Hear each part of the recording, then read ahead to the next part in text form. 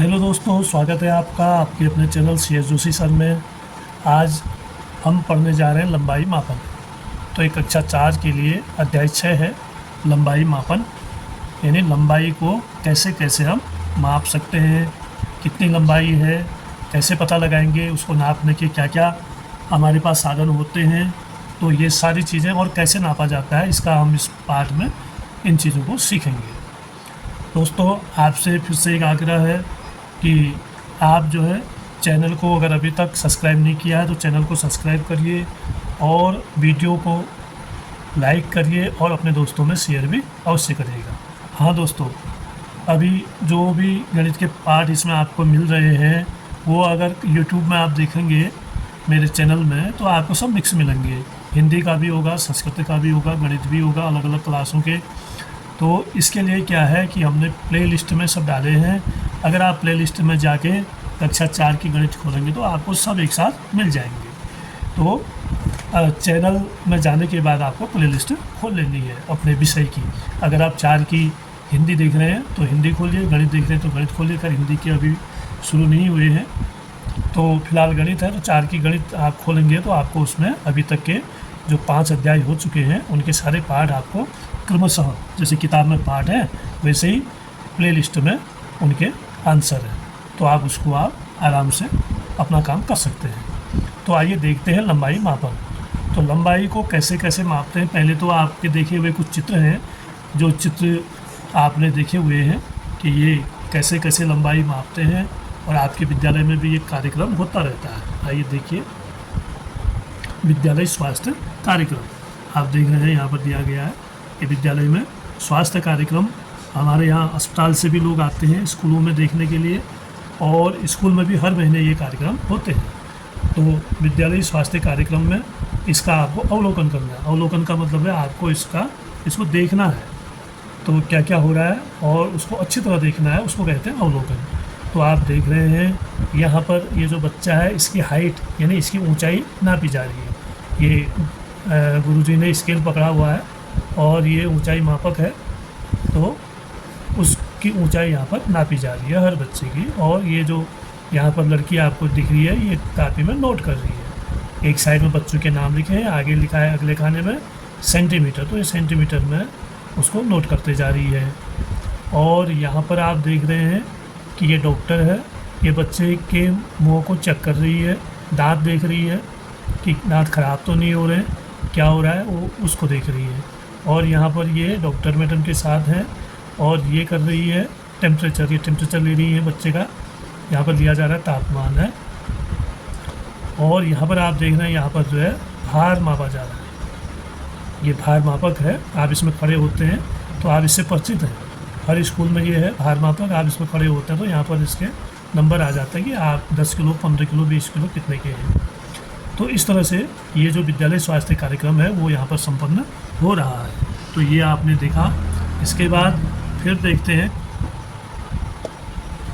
चित्र को। देखिए, इस चित्र को हम देखते हैं, विद्यार्थी क्या माप रहे हैं, इसमें जो जो मापा जा रहा है उस पर सही का चिन्ह लगाइए। क है लंबाई, अगर आपको लगता है कि यहाँ पर लंबाई नाप रहे हैं, हाँ यहाँ पर लंबाई नाप रहे हैं, आप देखा आपने ये, तो इसमें हम टिक लगा देंगे। भार, यहाँ पर भार मापा जा रहा है, इसमें हम लगा देंगे टिक। और चौड़ाई, चौड़ाई तो कहीं नापी नहीं जा रही है तो इसको हम काट देंगे या फिर इसको हम छोड़ देंगे। उसके बाद है ऊंचाई, और ये जो नापा जा रहा है लंबाई को ही ऊंचाई भी कहते हैं, ऊंचाई और लंबाई एक ही चीज़ है, तो यहाँ पर हम टिक कर देंगे। फिर है गहराई, अब गहराई नीचे को नापते हैं तो यहाँ पर गहराई नापने का कोई काम नहीं है, तो इसको भी हम काट देंगे। और फिर है तापमान, तो यहाँ पर आपने देखा बच्चे का तापमान लिया जा रहा है, तो इसको भी हम यहाँ पर टिक कर देते हैं। तो ये तो था प्रश्न नंबर 1। आपकी समझ में ये आया होगा कि आपने अपने विद्यालय में जो स्वास्थ्य कार्यक्रम देखा है उसके तहत ही ये सारी चीज़ें होती हैं। तो फिर प्रश्न नंबर 2 है, ऊंचाई मापने के लिए क्या उपयोग में लाया जा रहा है। जो ऊंचाई हम यहाँ पर देख रहे हैं, ये ऊंचाई नापी जा रही है, ऊंचाई मापने के लिए कौन से अन्य उपकरणों का उपयोग किया जा रहा है। अब यहाँ पर देखो क्या किससे नापा जा रहा है। एक ऊंचाई मापक बनाया हुआ है दीवार में, या एक ऊंचाई मापक होता है तो उसमें बच्चे को खड़ा करके जहाँ तक वो पहुँचते हैं स्केल लगा के नाप लेते हैं। तो ऊंचाई मापक इसमें हम लिख देंगे। कहीं पर ये बना हुआ होता है, कहीं पर दीवार पर बनाया जाता है, इसको कहते हैं ऊंचाई मापक। और इसके अलावा और क्या क्या साधन हो सकते हैं? इसके अलावा हो सकता है कि फीते से भी कहीं पर नाप सकते हैं, फीते से भी आप नाप सकते हैं, इससे घर में नापना होगा। और और हो सकता है जो मीटर की रॉड होती है, जैसे मीटर जिससे कपड़ा नापते हैं आपने देखा होगा, मीटर की छड़ भी हम इसको कर सकते हैं, मीटर की छड़, इससे भी हम नाप सकते हैं ऊंचाई। और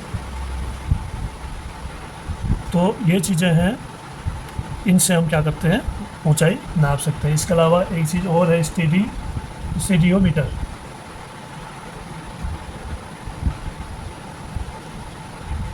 इससे भी ऊंचाई नापी जा सकती है। तो ये अन्य चीज़ें हैं जिससे हम ऊंचाई नाप सकते हैं। और फिर अगला प्रश्न है तीसरा, याद कीजिए कि आपने कक्षा 3 में पढ़ा है कि लंबाई मीटर में मापी जाती है। लंबाई किस में नापी जाती है? मीटर में। अपनी कक्षा में निम्नलिखित कथनों के लिए सही गलत की जांच करते हुए रिक्त स्थानों की पूर्ति कीजिए। अब हमने यहाँ पर जो खाली जगह है इसमें इन तथ्यों के बारे में सही गलत लिखना है। मेरी कक्षा में अधिकांश विद्यार्थियों की लंबाई 1 मीटर से अधिक है। तो ये कक्षा 4 का विद्यार्थी है, तो कक्षा 4 के विद्यार्थी की लंबाई 1 मीटर से अधिक है, ऐसा ये कह रहा है। तो अधिकांश विद्यार्थियों की, अधिकांश में ज़्यादातर हो सकते हैं, बच्चे अगर लंबे हैं तो ये सही है, 1 मीटर से बड़े हो सकते हैं। मेरी भुजा की लंबाई 1 मीटर से कम है, ये भी सही है। भुजा माने हाथ, जो हमारी भुजा होती है पूरी, उसकी लंबाई 1 मीटर से कम होती है। फिर है, कक्षा के दरवाजे की ऊंचाई 1 मीटर से कम है। जो कक्षा में दरवाज़ा लगा होता है जिसमें आप भी जा सकते हैं, आपके गुरुजी भी जा सकते हैं, तो उसकी ऊंचाई कितनी होगी? 1 मीटर से कम होगी। तो आप तो फिर भी जा सकते हैं, तो अगर गुरुजी को जाना होगा तो मुश्किल हो जाएगी, इसलिए यह गलत है। उसकी ऊंचाई कम से कम 2 मीटर होती है। फिर घ है, श्यामपट्ट की चौड़ाई 1 मीटर से अधिक है। जो श्यामपट्ट होता है उसकी चौड़ाई 1 मीटर से अधिक है, कह रहा है, ये भी सही है। तो आप ऐसे इनके उत्तर लिख सकते हैं। आप इन चीज़ों को समझ रहे हैं ना? आप अपने दिमाग से भी सोचेंगे कि ये चीज़ सही है या गलत है। आगे बढ़ते हैं। मापना मनोरंजक है। मापना क्या है? मनोरंजक है, यानी मन को अच्छा लगने वाला, मन का रंजन करने वाला। कैसे है देखते हैं नीचे। याद कीजिए, हमने 1 मीटर, आधा मीटर यानी 1/2 मीटर, आधा मीटर को क्या कहते हैं? 1/2 मीटर भी कहते हैं। और 1/4 मीटर यानी 1/4 मीटर की रस्सियां बनाई थी। आइए इन्हें पुनः बनाएं। अब ये 1 मीटर किसे कहते हैं, आधा किसे कहते हैं और चौथाई किसे कहते हैं, इसको आप यहाँ पर समझने वाले हैं और आसानी से आप समझ सकते हैं। तो 1 मीटर का मतलब है, जैसे आप यहाँ पर ये रस्सी देख रहे हैं, तो ये है, नीचे लिखा हुआ है 1 मीटर। इस रस्सी की माप इस गांठ से इस गांठ तक कितनी है? 1 मीटर है। अब यही रस्सी नीचे है, इस गांठ से इस गांठ तक ये भी 1 मीटर है, लेकिन इसके बीच में क्या कर रखा है, जहाँ गांठ लगाई है यहाँ से ये आधी आधी कर दी है। तो आधा आधा करने पर क्या होता है? मैंने बताया ना आपको, यहाँ पर आधा मीटर 1/2 मीटर। तो ये जो आधा मीटर है ये क्या हो जाता है? 1/2 मीटर हो जाता है। अब ये 1/2 हो गया, तो ये भी 1/2 हो गया, यानी 1 में से आधा मीटर। और फिर उसके बाद इसी रस्सी को, इस 1 मीटर की रस्सी है, इस आधे आधे को भी फिर से आधा आधा कर दिया। देखिए ये आधा था यहाँ से यहाँ तक, और इसमें बीच में से फिर आधा कर दिया, और यहाँ पर भी फिर आधा कर दिया, और यहाँ पर तो पहले से था ही। तो कितना हो गया? ये है 1/4 मीटर, 1/4 मीटर, यानी जब हम आधे के 2 हिस्से करते हैं बीच में से, तो वो 1/4 हो जाता है। कितने कितने भागों में बढ़ जाता है? 2 भागों में, 1/4 और 1/4। ऐसे ही यहाँ का आधा भी हो गया, 1/4 और 1/4। तो 1 मीटर ये है पूरा, आधा मीटर 2 हो जाते हैं 1 मीटर में, यहाँ से यहाँ तक आधा, यहाँ से यहाँ तक आधा, और 1/4 मीटर हो जाता है इस आधे के, जब हम 2 हिस्से करते हैं, यानी 1/4 यहाँ तक और 1/4 यहाँ तक, फिर 1/4 यहाँ तक और फिर 1/4 यहाँ तक। 1/4 का मतलब है एक चीज़ के जब हम 4 हिस्से करते हैं उसमें से एक हिस्सा। तो आप देख रहे हैं इसके 4 हिस्से हो रखे हैं, 1, 2, 3 और 4। इसके कितने हिस्से हो रखे हैं?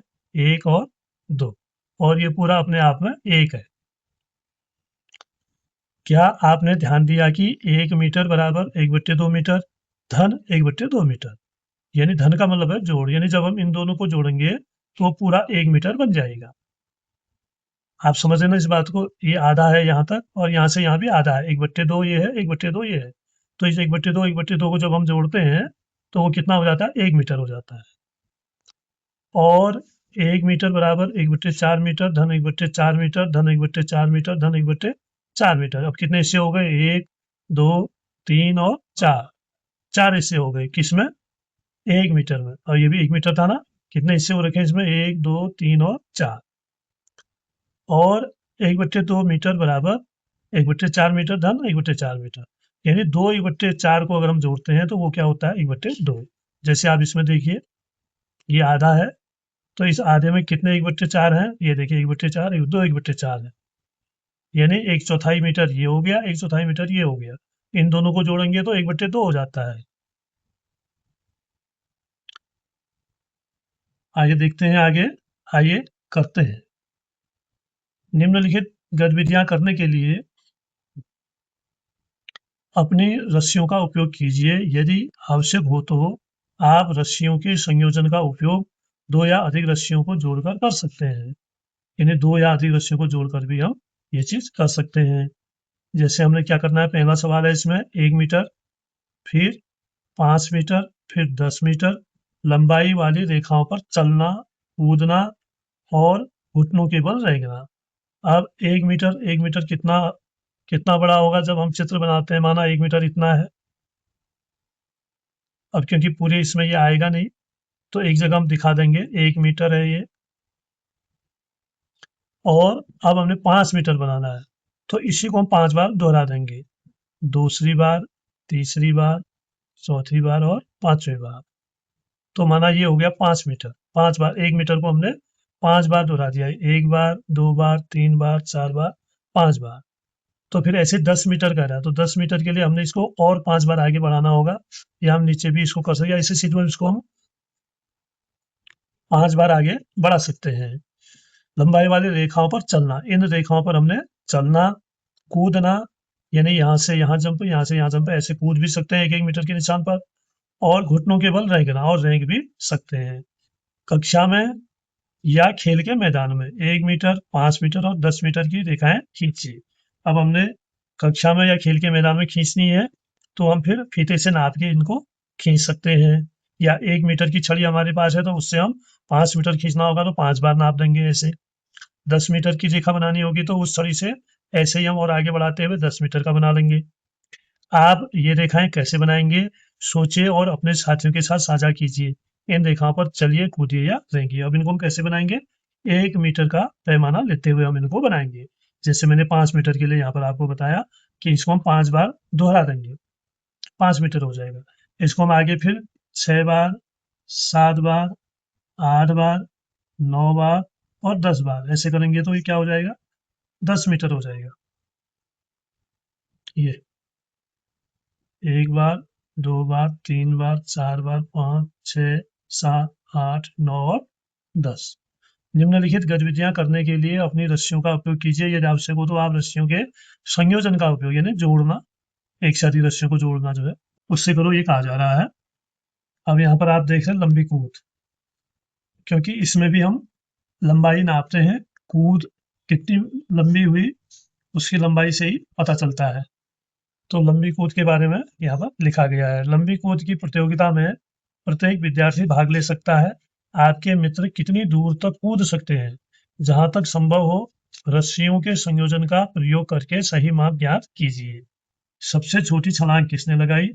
सबसे लंबी छलांग किसने लगाई? अब हम कक्षा से अपने जो हमारे मित्र हैं उनको लेके अगर हम जाते हैं लंबी कूद की के मैदान में, तो वहां पर हम क्या देखते हैं कि उनकी जो छलांग है उनको हम नोट करते हैं। जैसे एक सूची ऐसे बना लेंगे और वहाँ पर यहाँ पर लिखेंगे विद्यार्थी का नाम, इसमें नाम लिख देंगे जितने भी कूदने वाले बच्चे हैं, और फिर छलांग की अनुमानित लंबाई, अनुमानित लिखे रहेंगे पहले। 1 मीटर से कम जो कूदेगा उसका नाम, उसका यहाँ टिक लगाएंगे, 1 मीटर जो कूदेगा उसका यहाँ टिक लगाएंगे, और जो 1 मीटर से अधिक कूदेगा उसका टिक यहाँ लगाएंगे। और फिर यहाँ पर वास्तविक माप लिखनी है, 1 मीटर से कम कूदा तो कितना कूदा वो यहाँ पर लिखेंगे। जैसे 90 सेंटीमीटर कूदा तो यहाँ हम 90 सेंटीमीटर लिख देंगे जो 1 मीटर से कम है। और 1 मीटर से अधिक कूदा तो कितना कूदा, 1 मीटर 10 सेंटीमीटर कूदा है तो हम यहाँ पर 110 सेमी लिख लेंगे। तो यहाँ पर हम बच्चों के नाम लिख सकते हैं। जैसे इसमें हम लिख दें रमेश, इसमें लिख देते हैं गीता, इसमें लिख देते हैं दिनेश, और इसमें लिख देते हैं सीता। ये बच्चों के नाम है।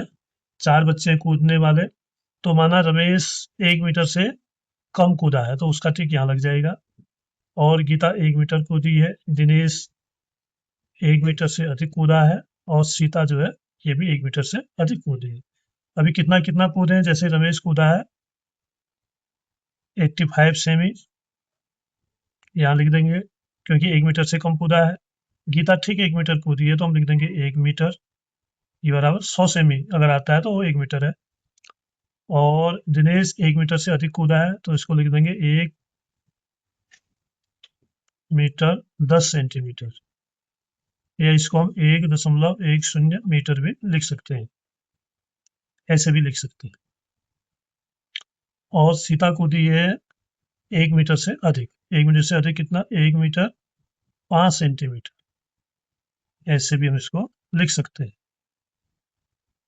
तो ये यहाँ पर वास्तविक नाप है, और ये अनुमानित है, जो उन्होंने छलांग लगाई वो अनुमानित कितनी थी। तो ये आपकी समझ में आया होगा, ये एक लंबाई मापन था। तो ऐसे हम लंबी कूद में लंबाई का मापन कर सकते हैं। अब आते हैं तीसरे प्रश्न में। अनुमान लगाइए कि आपका कक्षा कक्ष से कितना लंबा और चौड़ा है, माप कर जांच कीजिए। तो जो आपका कक्षा कक्ष है जहां आप बैठते हैं वह, उसकी लंबाई चौड़ाई नापने को कहा जा रहा है। तो ये तो है चौड़ाई उसकी, ये वाली दीवार जो आपको दिख रही है ये, और ये वाली है लंबाई इधर। तो अब जो ये फीता है 1 मीटर वाला टुकड़ा, उससे ये इसको नाप रहे हैं। तो ये कितने टुकड़े बनते हैं 1 मीटर के, उससे वो उसको मीटर में लिख लेंगे। जैसे माना ये 5 मीटर बनते हैं, 5 बार नापते हैं इस टुकड़े से, या 4 बार नापते हैं, 4 बार नापेंगे तो 4 मीटर हो जाएगा। तो आपको भी अपनी कक्षा के कमरे को या अपने घर में कमरे को 1 मीटर से नाप के पता चलेगा कि 1 मीटर कितना बड़ा होता है, और 2 मीटर 5 मीटर सब अगर आप नापेंगे तो आपको फिर अनुमान लगाना आ जाएगा। अब हमें प्रश्न 83 पर देखिए, आइए विचार करें और लंबाई का अनुमान लगाएं।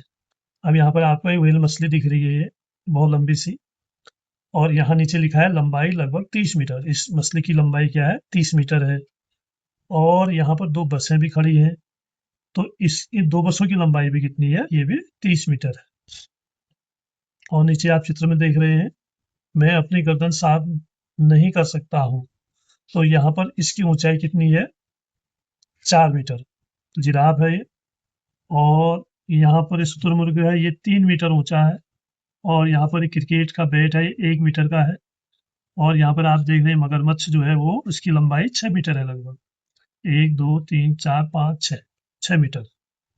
तो अब इन चित्रों पर ही कुछ बातें हमने तय करनी है। चित्रों को ध्यानपूर्वक देखिए और प्रश्नों के उत्तर दीजिए।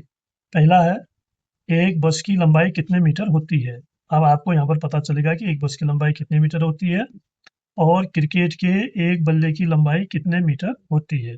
तो चित्र में देख के आपको पता चल रहा है, यहाँ पर 2 बसें हैं तो 2 की लंबाई है 30 मीटर, तो एक की लंबाई कितनी होगी, तो हम 30 मीटर है 2 की लंबाई, तो एक की लंबाई निकालने के लिए 30 में 2 का भाग कर सकते हैं। 2 एकम 2, 1 6 7 0 7 2 पंचे 10, यानी 15 मीटर। एक बस की लंबाई कितनी आई, 15 मीटर ये है, और 15 मीटर ये है। क्योंकि यहाँ पर जो लंबाई ऊपर दी है 30 मीटर है। अब उसके बाद कह रहा है एक जो क्रिकेट का बल्ला है, बैट है, उसकी लंबाई कितनी, उसकी लंबाई यहाँ पर 1 मीटर दिखाई है। यहाँ हम लिख लेंगे एक बस की लंबाई कितने मीटर होती है। बस की लंबाई बराबर 15 मीटर।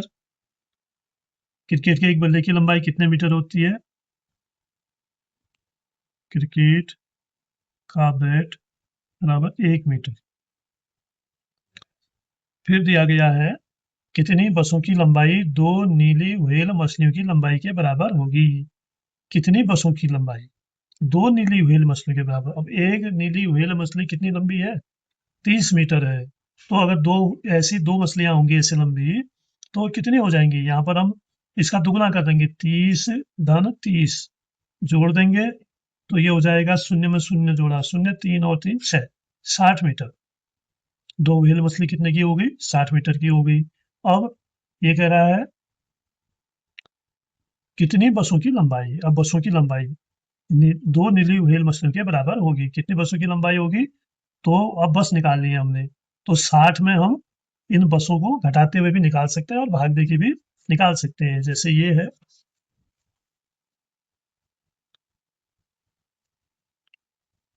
दो व्हेल मछली की लंबाई 60 मीटर, एक बस की लंबाई बराबर 15 मीटर। अब कितने बसों की लंबाई 60 मीटर होगी, ये हमसे पूछा जा रहा है, यानी दो व्हेल मछली के बराबर होगी, ये पूछा गया है। तो इसको करने के लिए हम क्या करेंगे, घटा देंगे।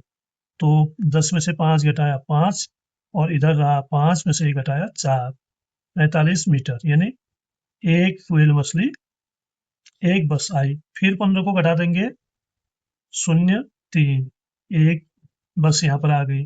फिर 15 घटाएंगे, 10 में 5 5, 2 में 1 1, एक बस ये आ गई। फिर 15 घटा देंगे, 0 हो गया, एक बस ये आ गई। यानी कितने बसों की लंबाई होगी, 1 2 3 4, 4 बस। 4 बसें जो है दो व्हेल मछली के बराबर होंगी। ऐसे भी कर सकते हैं, और सीधे सीधे करना चाहें, यदि आप भाग जानते हैं तो ऐसे भी कर सकते हैं, 60 भाग 15, क्योंकि एक की लंबाई 15 मीटर है ना एक बस की, तो 15 एकम 15, 15 चौको 60, ये सीधे सीधे आ जाएगा 4 बस। तो उत्तर आपको सीधे सीधे मिल जाने वाला है। केवल आपको ये ध्यान देना है, यहाँ पर जो नाप दी है उसके अनुसार व्हेल मछली की नाप 60 मीटर होगी, और एक बस की माप जो है 15 मीटर। फिर देखते हैं अगला प्रश्न। यदि दो नीली व्हेल की लंबाई नापने के लिए क्रिकेट की, अब यहाँ पर तीसरा प्रश्न जो है इसमें, यहाँ पर भी दो व्हेल की लंबाई नापने के लिए कह रहा है क्रिकेट के कितने बल्लों की आवश्यकता होगी। अब क्रिकेट के कितने बल्ले चाहिए हमें, क्योंकि क्रिकेट का तो एक दो व्हेल मछली की लंबाई तो आपने देख ली 60 मीटर है। ये था आपका दूसरा प्रश्न, और ये फिर तीसरा प्रश्न। इसमें कह रहा है कि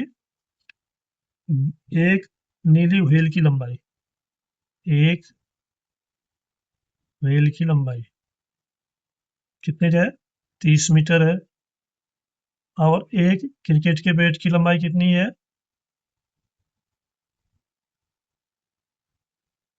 1 मीटर है। तो अब ये कह रहा है कि आप जो है कितने क्रिकेट के बैटों की जरूरत पड़ेगी इस 30 मीटर को नापने के लिए, यानी एक व्हेल मछली को नापने के लिए। अब इसमें भी दो तरीके हैं, एक तो आप 30 में से एक एक घटाएंगे तो पता चल जाएगा, लेकिन अब प्रक्रिया लंबी हो जाएगी, इसलिए आप सीधे सीधे भाग दे देंगे। अगर 30 में एक का भाग कर देंगे तो एक 3 3, उत्तरा 0, एक शून्य की शून्य, यानी 30 बैट चाहिए। कितने बैट चाहिए, 30 बैट, ये इसका उत्तर है।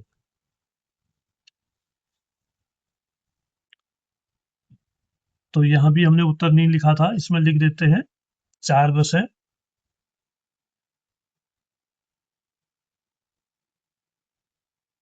चार बसों की आवश्यकता पड़ेगी, और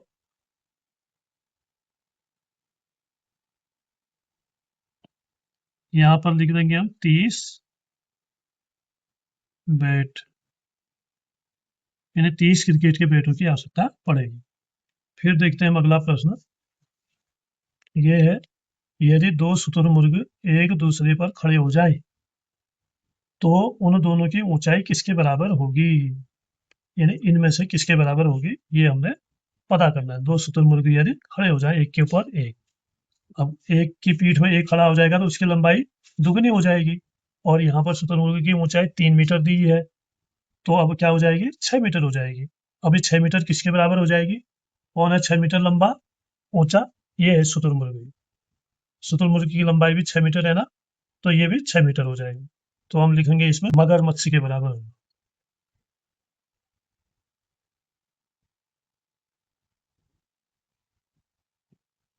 मगरमच्छ के बराबर हो जाएगी, क्योंकि ये 3 मीटर है और ये 6 मीटर है, तो 3 दूनी 6, यानी अगर इसकी पीठ में एक और शुतुरमुर्ग खड़ा हो जाएगा तो ये जो लंबाई है ये इसके बराबर हो जाएगी।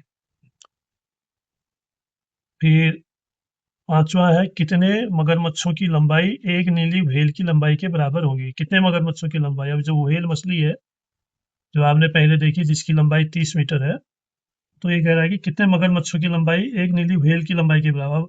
मगरमच्छ जो है वो 6 मीटर की है और व्हेल है 30 मीटर की। अब कितनी मगरमच्छों की लंबाई होगी 30 मीटर, तो इसको निकालने के लिए हम क्या करेंगे,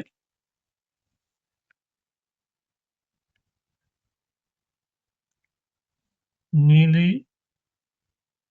व्हेल की लंबाई है 30 मीटर और मगरमच्छ की लंबाई है 6 मीटर। तो यहाँ पर अब कितने मगरमच्छ की लंबाई निकालने के लिए हम क्या करेंगे, 30 में 6 का भाग कर देंगे। आप घटा घटा के भी कर सकते हैं और सीधे भाग भी कर सकते हैं, 6 पंचे 30 होता है। तो यहाँ पर आ गया आपका 5 मगरमच्छ। 5 मगरमच्छ चाहिए आपको एक नीली व्हेल मछली की लंबाई के बराबर। अब बढ़ते हैं आगे, ये है छोटी वस्तुओं का मापन। अब छोटी छोटी वस्तुओं को कैसे मापते हैं तो उसको हम यहाँ पर सीखेंगे।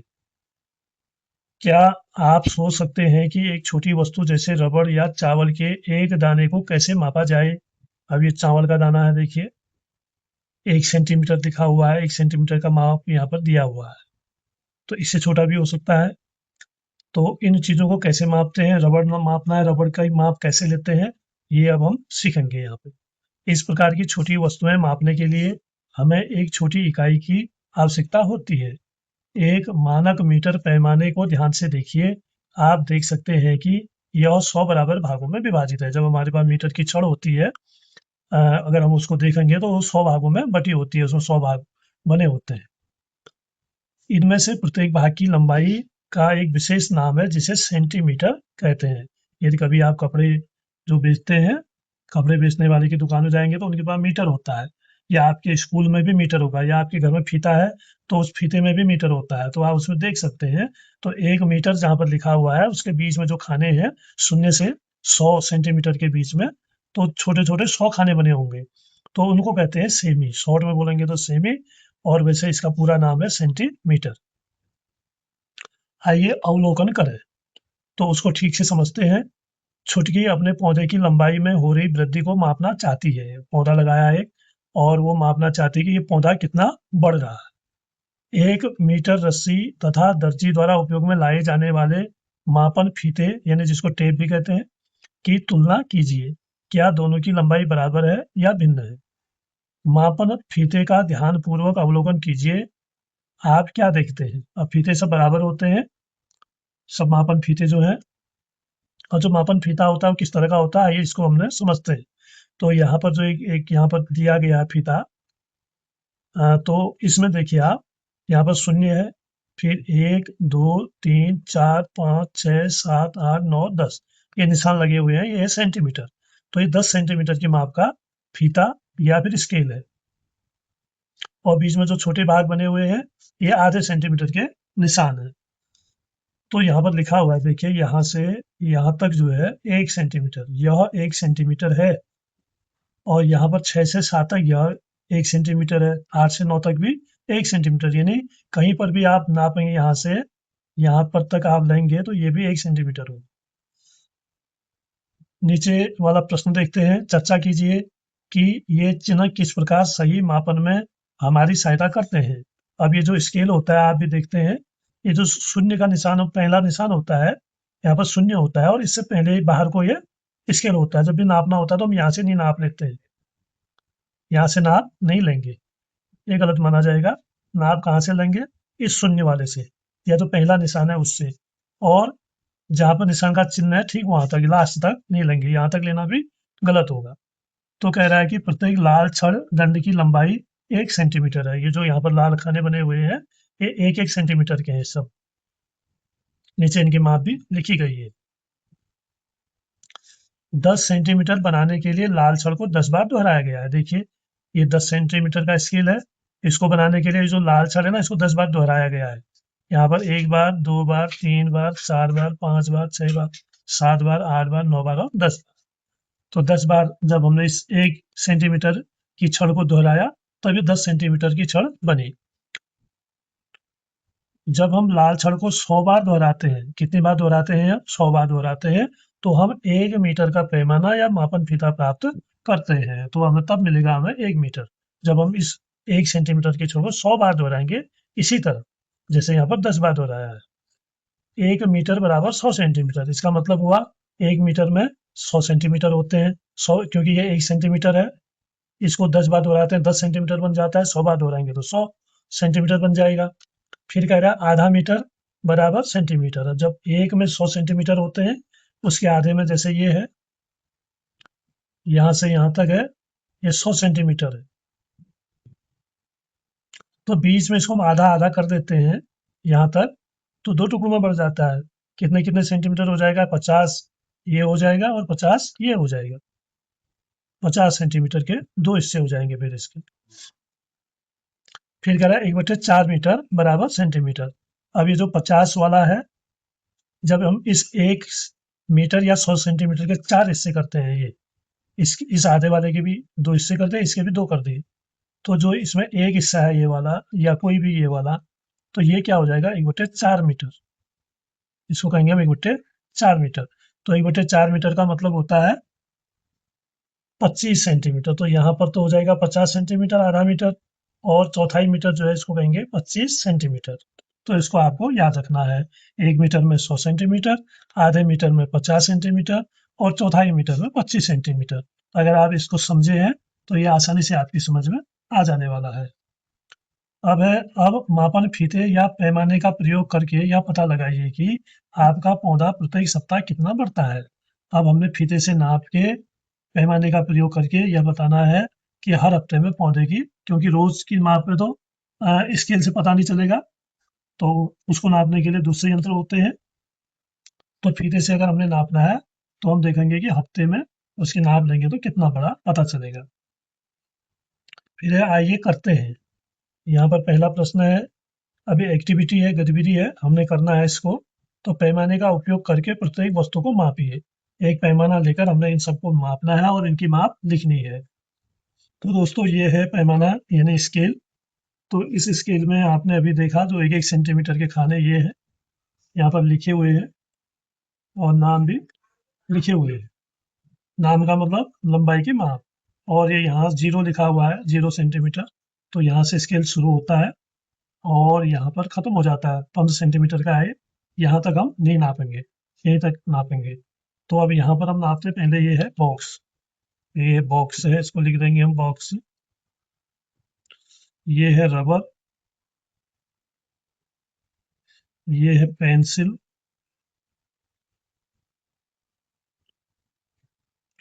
और ये है कंघा। तो अब हम देखते हैं इनकी लंबाई कितनी कितनी है, इस स्केल से हम नापने जा रहे हैं। और नापना क्या है, जहाँ पर ये लाल वाला डैश डैश दिया है इस रेखा में हमने नापना है। अब बॉक्स में ये लाल लाइन इधर दी है, तो इसको हम ऐसे करके नाप लेंगे, तिरछा करके। आप इस साइड से यहाँ को भी नाप सकते हैं और यहाँ से इधर को भी नाप सकते हैं। तो जो 0 वाला है ठीक उसको रखेंगे हम बिल्कुल कोने में। ये देखिए, ये 0 का निशान है, इसको हमने कोने में रखा है। और ये इसका ये वाला कोना है, इस कोने तक नापना है। लाल जहाँ तक लगा है ये है 11 से भी थोड़ा सा ज़्यादा लग रहा है, 11.23। तो इसकी माप जो है 11.3 सेंटीमीटर है। उस माप को हमने लिख देना है यहाँ पर, 11.3 सेमी लिख दिया। अब हम नापते हैं रबर को। ये रबर यहाँ से यहाँ तक है, देखिए यहाँ से यहाँ तक है। तो ये लाल लाइन इसी पर बनी हुई है, लाल लाइन भी अगर हम नापें तभी हमें पता चलेगा ये आ रहा है 4 सेंटीमीटर। ठीक 4 के निशान पर ये है, तो इसको लिख देंगे हम 4 सेंटीमीटर। और उसके बाद है पेंसिल।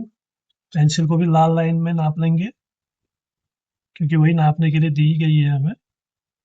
तो इसकी लंबाई आ रही है 10, ठीक 10 सेंटीमीटर आ रही है।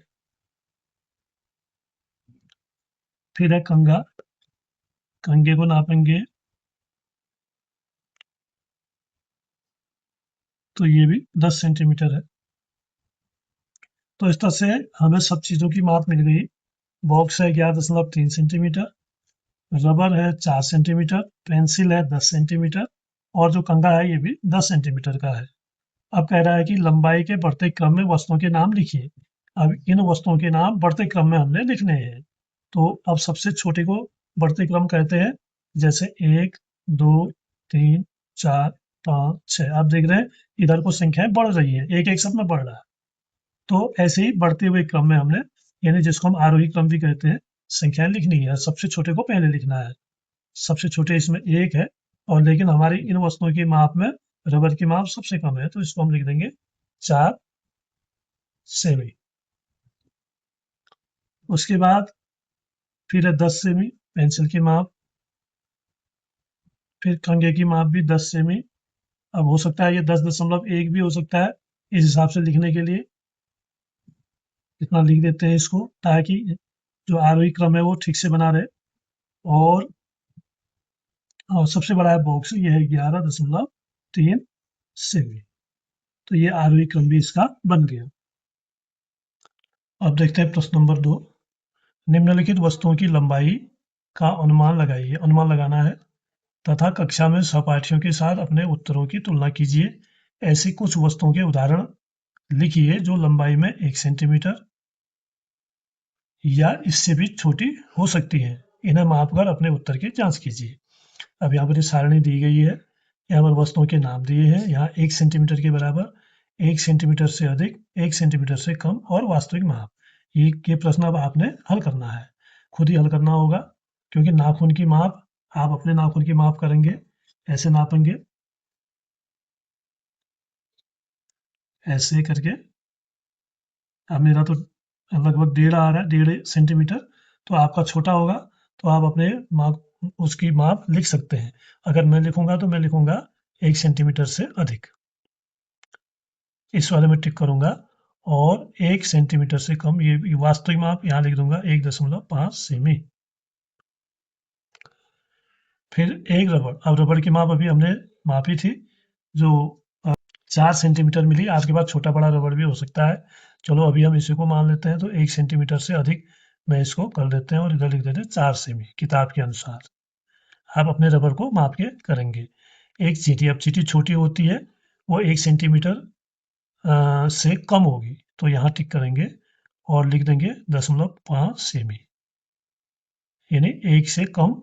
ये इसको कहते हैं आधा, आधा हुआ है, आधा सेंटीमीटर। फिर है गेहूं का दाना। अब गेहूं का दाना भी 1 सेंटीमीटर से कम होगा।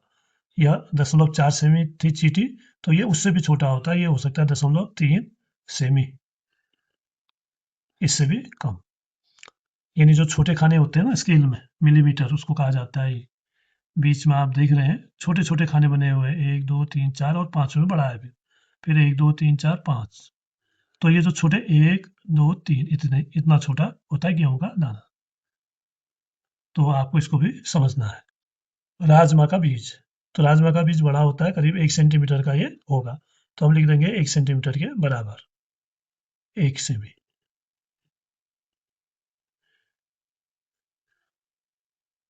तो इस तरह से हमने देखा। आप अपने हिसाब से इन चीज़ों को लेके आपने ये एक्टिविटी करनी है। फिर अगला है 3 खिलौना गाड़ियां लीजिए और पता लगाइए कि कौन सी गाड़ी कितनी दूर जा सकती है। इसके लिए आप एक छोटे लकड़ी के ढलान का उपयोग कर सकते हैं। ऐसी ढलान वाली चीज़ लेके अपनी खिलौना गाड़ी को यहाँ से चलाइए तो वो कितनी दूर तक जाती है आगे, एक, दूसरी और तीसरी, तीनों की माप आपको नोट करनी है। इसके लिए आप एक छोटे लकड़ी के ढलान का उपयोग कर सकते हैं या आपके पास उपलब्ध किसी सामग्री से कोई ढलान बना सकते हैं। फिर है मापन फीते का प्रयोग करके प्रत्येक गाड़ी द्वारा तय की गई दूरी को मापिए और सेंटीमीटर में उत्तर दीजिए। अब जैसे खिलौना गाड़ी नंबर 1 है, ढलान से तय की गई दूरी, माना ये गाड़ी आपकी 15 सेंटीमीटर गई और आपको स्थान भी लिखना है। फिर खिलौना गाड़ी 2 माना ये 25 सेंटीमीटर गई और खिलौना गाड़ी 3 माना ये 40 सेंटीमीटर गई दूर तक। तो उनके जो स्थान है वो भी आपने कहाँ तक गए ये भी आपको लिखना है। उस स्थान के अनुसार आप निशान लगा देंगे या स्थान का कोई चिन्ह बना देंगे। अब आगे देखते हैं प्रश्न नंबर 4। इस खजाने की खोज में सबसे छोटे और सबसे लंबे मार्ग का पता लगाइए। आप बाधाओं के चारों ओर से जा सकते हैं परंतु उन्हें कूद कर पार नहीं कर सकते। आप केवल पीली टाइल्स पर चल सकते हैं परंतु घास पर नहीं। क्या आप अपने मार्ग की लंबाई सेंटीमीटर में ज्ञात कर सकते हैं? 1 सेंटीमीटर के संकेत के लिए मानचित्र को देखिए। अब यहाँ पर संकेत दिया गया है। एक खाना बराबर 1 सेंटीमीटर चौड़ा है, 1 सेंटीमीटर यानी वर्गाकार है। 1 सेंटीमीटर ऐसे भी, एक ऐसे भी है। तो एक खाना जो है वो 1 सेंटीमीटर है। तो इस हिसाब से आप इसकी दूरी निकालेंगे। ये पीली टाइल है, केवल इनमें आपको चलना है, या हरे में नहीं जाना है। तो सबसे पहले खजाने में पहुंचने का रास्ता और सबसे देर में कहाँ से पहुंचेंगे चलकर वो आपको बताना है। तो एक खजाना बीच में रखा गया। अब यहाँ पर जो रास्ता है यहाँ से प्रारंभ लिखा गया है। इस प्रारंभ से होते हुए अगर हम जाते हैं तो सबसे जो नज़दीक, केवल अगर यहीं से अगर जाना है तो अगर हम यहीं से जाते हैं केवल, तो ऐसे चल के और यहाँ से हम ऐसे शॉर्ट लेके यहाँ से हम इधर पहुँच सकते हैं। ऐसे पहला तो ये हो गया, यहाँ से जाके ऐसे ऐसे, ये तो शॉर्ट हो गया।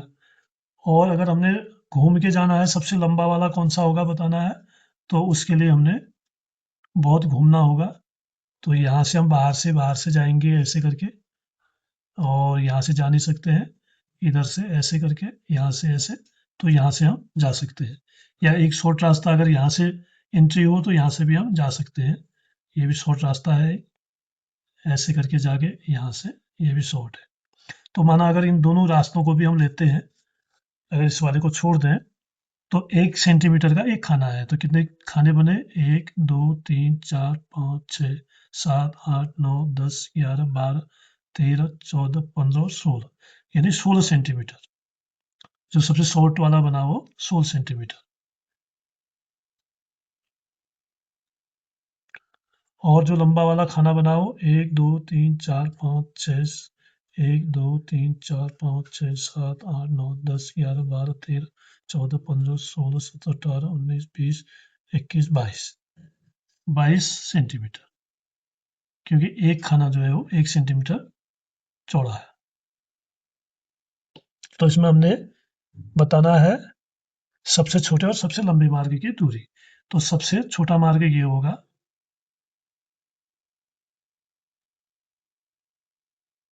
छोटा मार्ग होगा 16 सेंटीमीटर और 22 सेंटीमीटर वाला होगा सबसे बड़ा मार्ग, लंबा मार्ग,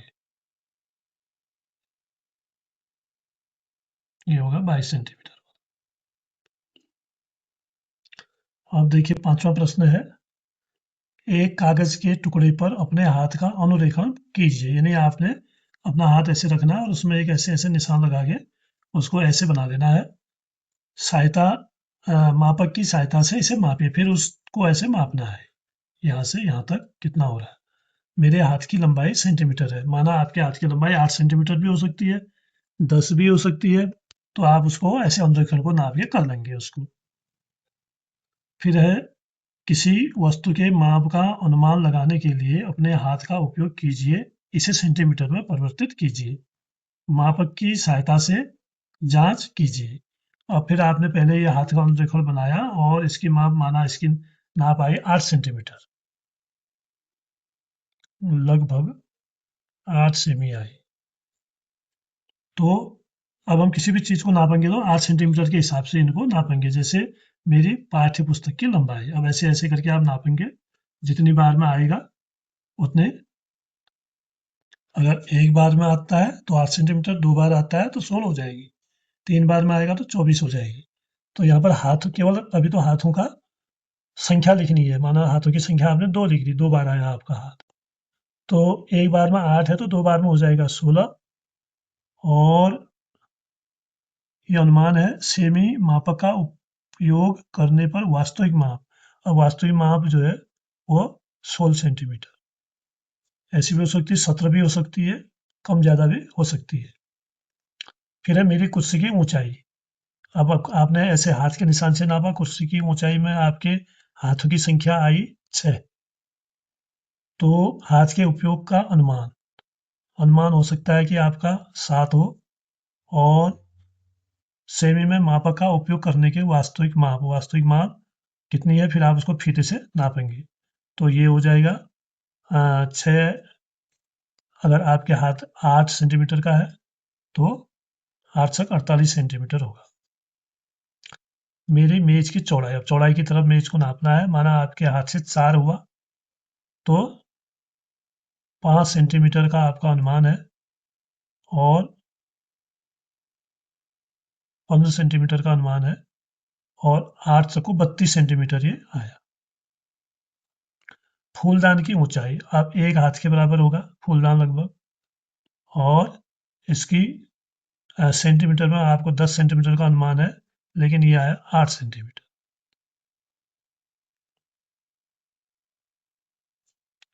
7वां प्रश्न है, अश्विन का मापक टूट गया है, क्या आप इस मापक की सहायता से मापने में उसकी सहायता कर सकते हैं? अब देखिए, ये जो कपड़ा है इसको नापना है आपने, इसकी नाप लेनी है। आप देख रहे हैं यहाँ पर एक कोना ठीक 8 स्केल के 8वें माप के बराबर है, बराबर में है। तो यहीं से मापना शुरू कर देंगे। 8 से 9 तक 1 होगा सेंटीमीटर, फिर 2 सेंटीमीटर, 3 सेंटीमीटर, 4 और 5 और 6। तो ये इसकी माप क्या होगी? 6 सेंटीमीटर। इस कपड़े की माप होगी 6 सेंटीमीटर। और ऐसे इसकी चौड़ाई नापनी है, तो आप देख रहे हैं ये भी ठीक बार की जगह पर है, और बार से इधर को नापेंगे 13, 14 नहीं, बार से 13 तक 1, 13 से 14 तक 2, 14 से 15 तक 3, 15 से 16 तक 4, यानी 4 सेंटीमीटर ये चौड़ाई आई, 4 सेंटीमीटर। तो यहाँ पर हमने लिखना है, इधर लिख देंगे 6 सेंटीमीटर और इधर लिख देंगे 4 सेंटीमीटर।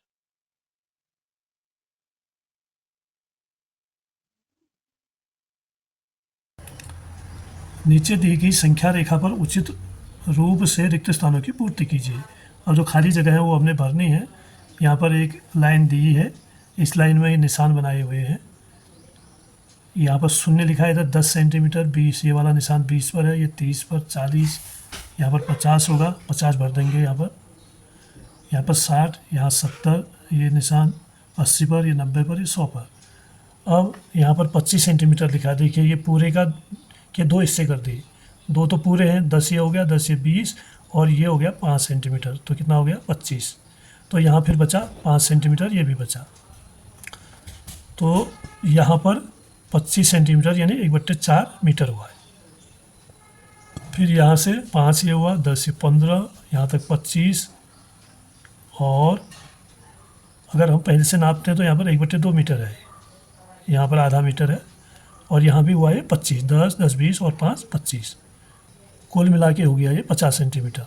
25 ये और 25 ये, ऐसे फिर 10, 20 और 5 ये हो गया, 25 हो गया, यानी 75 सेंटीमीटर। इसको लिख देंगे हम 75 सेंटीमीटर।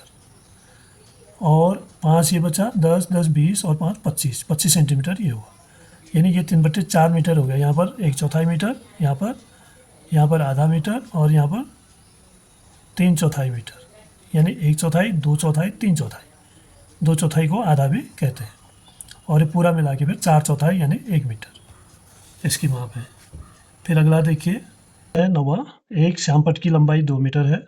सोनू के पास इसके किनारे सजाने के लिए 20 सेंटीमीटर लंबा एक सजावटी स्टिकर है। बोर्ड की पूरी लंबाई को सजाने के लिए ऐसे कितने स्टिकर की आवश्यकता है? अब यहाँ पर हम देखते हैं कि श्यामपट्ट जो है वो 2 मीटर लंबा है और पट्टी जो है उसके पास किनारे जो लगती है वो है 20 सेंटीमीटर लंबी। तो 20 सेंटीमीटर लंबी अ, ये जो पट्टी है, ये कितनी पट्टियों की ज़रूरत हमें पड़ेगी इसको सजाने के लिए? तो देखो 20 सेंटीमीटर इतना है ये, इसका मतलब ये 10 है और ये 20 है। तो एक पट्टी यहाँ तक आएगी, दूसरी पट्टी यहाँ तक आएगी, तीसरी पट्टी यहाँ तक आएगी, चौथी यहाँ तक और पाँचवीं पट्टी यहाँ तक आएगी। फिर छठी यहाँ तक आएगी, सातवीं यहाँ तक आएगी, आठवीं यहाँ तक आएगी, 9वीं और 10वीं। यानी कुल मिला के 10 पट्टी हो जाएंगे। 1, 2, 3, 4, 5, 6, 7, 8, 9 और 10 पट्टी लगेंगी। तो सीधे-सीधे ऐसे भी हम हल कर सकते हैं और चाहे तो इसमें हम क्या करेंगे, 2 मीटर को 2 सेंटीमीटर में बदलेंगे। 1 मीटर में 100 सेंटीमीटर, 2 मीटर में 200 सेंटीमीटर। तो 200 सेंटीमीटर में अगर हम 20 का भाग कर देते हैं, तो 20 एकम 20, यहाँ से शून्य उतरा, भाग नहीं जाता, लब्ध में शून्य। कितनी पट्टी चाहिए? 10 पट्टी। तो इसका उत्तर होगा 10 पट्टियाँ। तो यही इसका उत्तर होगा। तो दोस्तों, ये जो वीडियो पार्ट है ये बस समाप्त होता है। धन्यवाद, आप वीडियो में बने रहे। और दोस्तों फिर से आपसे एक रिक्वेस्ट है कि आप वीडियो को शेयर करें, लाइक करें और चैनल अगर सब्सक्राइब नहीं किया तो उसको अवश्य सब्सक्राइब कर लें। धन्यवाद।